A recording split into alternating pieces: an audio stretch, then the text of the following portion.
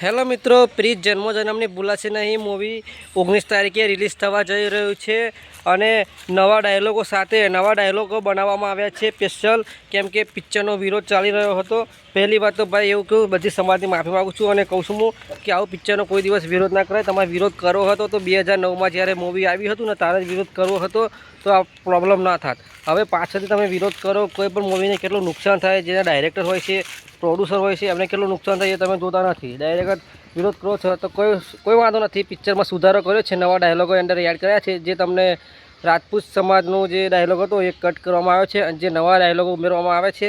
તો movie also set get movie સારું બની ગયું છે અને મૂવી 19 તારીખે રિલીઝ થઈ રહેવા ગયું છે સમગ્ર ગુજરાતના તમામ સિનેમાઘરોમાં.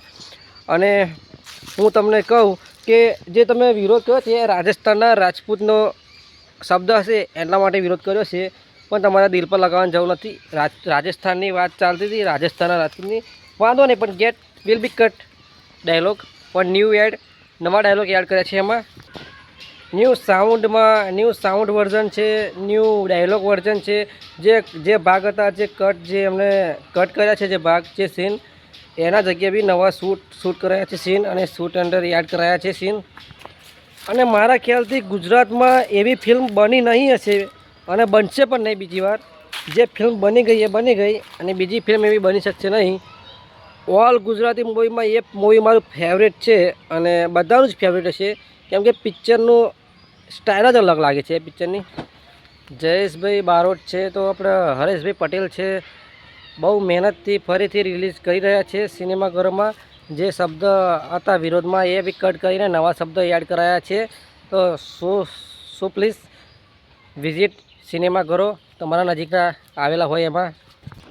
વિરોધ કરવાવાળાની પણ વાત સાચી છે, કેમ કે રાજપૂત તો રાજપૂત છે, ભલે રાજસ્થાનના હોય કે ગુજરાતના હોય, પણ વાંધો નહીં. પણ એ જે ડાયરેક્ટરે અને પ્રોડ્યુસરે મળીને જે કામ કર્યું છે, કટ કરીને બીજા નવા ડાયલોગ ઉમેર્યા છે, એ સારામાં સારું કહેવાય. તો મૂવી તો હજુ વધારે ચાલશે, કેમ કે બધું નવું જોવાનું મળશે. એને નહીં અડધું અંદરથી બધું યાર નવું કરાશે. જે કટિંગમાં પહેલાં કટ કર્યા છે એ ભાગ નવા ઉમેરાશે, તો પબ્લિકને સારું લાગશે કે ના કંઈક નવું છે, એટલે મૂવી સારું લાગશે. તો કોઈને પણ મારી વાતથી દુઃખ થયું હોય તો સોરી. મૂવી જોવા આવો. જય મેલીમાં.